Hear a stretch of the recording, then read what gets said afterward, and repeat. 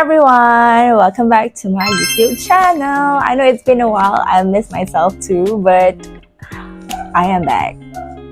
So guys, for today's episode, I'm gonna do a unboxing a Zalora haul. I spent like around 700. I found like a few pieces yang I rasa macam boleh di mix and match untuk korang pakai during tunang and also untuk nikah. And the best part is, some of the pieces, kalau korang mix and match, korang boleh pakai for casual juga. So without further ado, let's get started.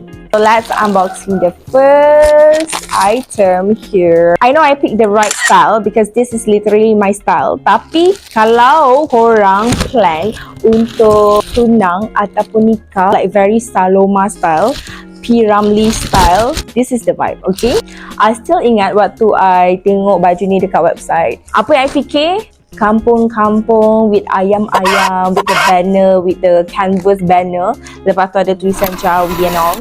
This is the vibe, serious. Okay. Dia macam cardi rupanya. I ambil size L. Oh, yang ini dalam dia. I thought it's a one piece top. Skirt dia pario guys. Okay, tapi dia pario yang bukan modern tau. I suka lah. The next item. Finally, I get to put my hands on this. Yang ni I ambil size L. Lengan dia suku. Cantik gila. Siapa yang akad dekat rumah, this okay. Kalau yang macam akad dekat masjid tu, spare another outfit yang macam long sleeve lah. Love. Next. Maroon ataupun merah-merah burgundy. This is what I bought. Babe, this is like so cantik. Okay, ini korang boleh letak di sini. Di sini. Cantik. Bawah dia sulam-sulam. Lengan dia pun sulam-sulam. Dia tak guna button ataupun lock pun itu tak ada. Okay, dia guna zip. Skirts dia zip belakang. Last but not least, warna putih. Warna dia first of all, bukan putih tudung I, bukan putih baju I, bukan putih inner. Baju ni, warna dia macam off-white yang more to like creamy. Dia ada fitted dekat bahagian pinggang. Dekat bahagian leher, tak ada terdedah-terdedah tau. Bahagian tepi dia bersulam-sulam. Ni bahagian lengan. Oi, nampak mantuls. Mantuls makjar. Bawah dia ada scallop sampailah ke belakang. Skirt dia, zip dia kat belakang. Tapi pleated dia kat depan.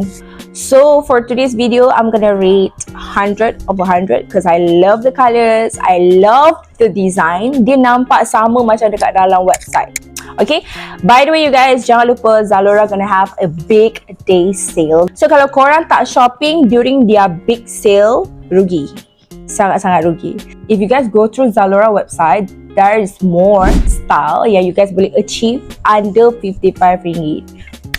Boom. Inner, tudung, makeup, earring. So korang jangan lupa promo diorang start daripada 23 Jun hingga 30 Jun sahaja. Yang belum download Zalora apps, download now. Yang belum subscribe to their channel, subscribe sekali. Bye everyone. Thanks for watching.